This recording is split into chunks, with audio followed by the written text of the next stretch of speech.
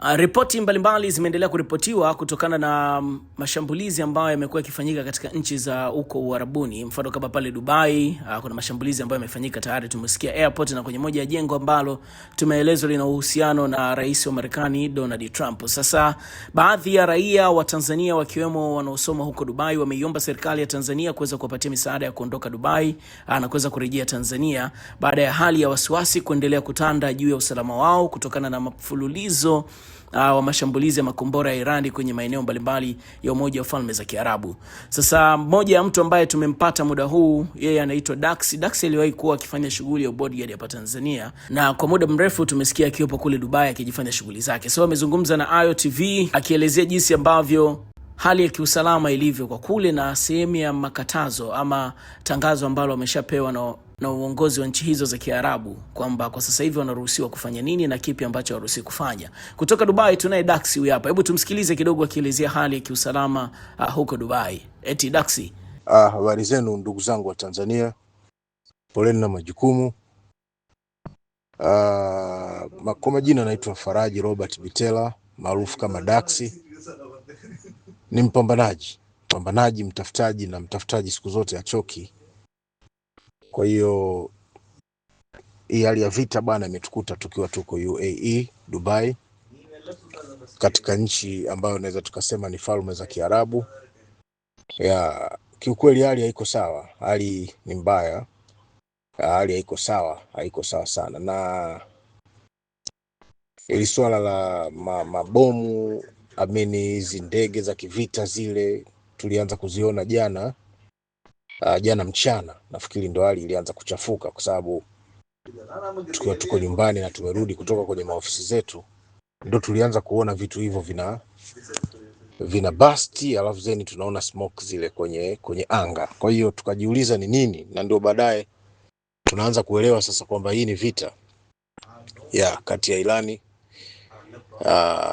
Israeli na Marekani nafikiri. Kwa hiyo mambo si mazuri sana, mambo ni mabaya, mambo yako ovyo kwa sababu tunavisikia vitu ambavyo sisi hatujawahi kuvisikia kama Watanzania. Kwa hiyo ndio maana Watanzania tunaomba watuombee sana dua kwa sisi ambao tuko huku katika hali ya utafutaji, kutafuta riziki. Kwa swala lilianza mchana jana. Nafikiri kuanzia saa 8 hivi ndio tulianza kusikia hayo mabomu yakipiga. Ni mabomu kweli.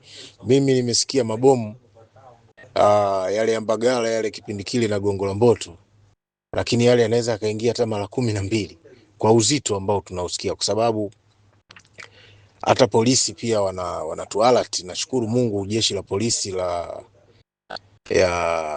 Dubai wako vizuri kwa taarifa, lakini pia wanatuhamasisha na kutuambia kwamba tukae katika mazingira ambayo si ya ndani ya magorofa, tutoke nje kabisa, tukae chini, tuwe safe, kwa sababu ile mishtuko inafika kipindi likipigwa hata yale madirisha ya vioo yanashuka. Sasa kabla hapo halijapigwa na halijalipuka ndani ya hiyo gorofa, lakini vioo vinakuwa vimebasti, vina drop chini. Sasa kama upo pia ni hatari.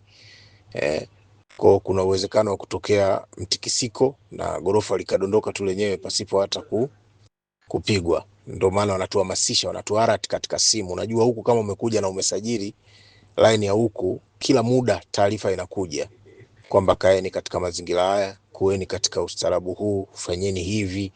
Kwa hiyo nashukuru sana kwa taarifa hiyo kwa jeshi la polisi la huku, limejipanga sana. Hiyo mamlaka ya ulinzi na usalama imejipanga kutuharat na kutupa moyo kwamba tusiwe na pressure, lakini tukae katika mazingira ambayo yanakuwa ni rafiki, ya chini kabisa. Hizo ndio taarifa ambazo sisi tumepewa. Na katika maeneo ambayo yameathirika zaidi, kwa sababu jana jioni wamelipua Palm Jumeirah Hotel pale katika ile tower wamelipua. Wamelipua, lakini pia usiku wamelipua kwa eneo, naweza kusema sio eneo kubwa sana, eneo dogo, airport ya Dubai wamelipua. Na imani mpaka sasa sidhani kama kuna safari yoyote ambayo inaendelea. Hakuna safari, sidhani, kulingana na hilo lililolipuliwa hapo, na watu wameumia zaidi.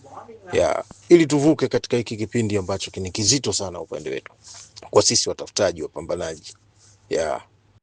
tunaomba sana Watanzania watuombee sana dua, watufanyie maombi ya kutosha ili mradi tuvuke katika hiki kipindi kiukweli, kwa sababu ukiangalia sijawahi kusikia milio ya mabomu kama hii.